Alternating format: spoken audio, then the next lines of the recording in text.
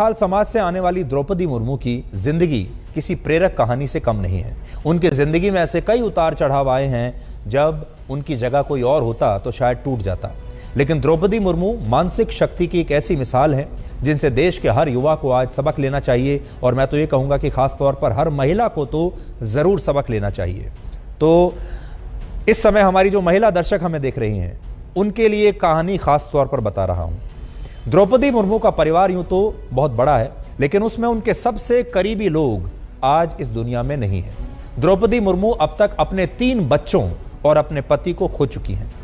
1984 में द्रौपदी मुर्मू ने अपनी 3 साल की बेटी को खो दिया। इसके बाद 2010 में उनके 25 वर्षीय बड़े बेटे की मौत एक दुर्घटना में हो गई।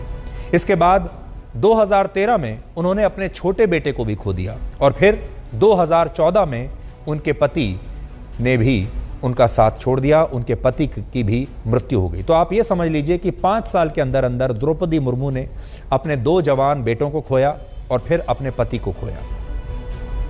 इस दौरान वो बिल्कुल अकेली पड़ गई और गहरे डिप्रेशन में भी चली गई, लेकिन उन्होंने तब भी हार नहीं मानी और अपनी जिंदगी को एक बार फिर नए सिरे से शुरू किया।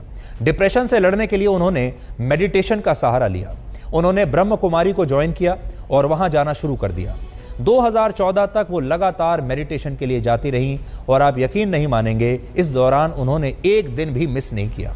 वो हमेशा अपने साथ ब्रह्म कुमारी संस्थान से जुड़ी एक पुस्तक रखती थी, जिससे उनका ध्यान करने का जो रूटीन था वो कभी भी टूटा नहीं। और आखिरकार धीरे धीरे उन्होंने अपनी इच्छा शक्ति से डिप्रेशन को हरा दिया।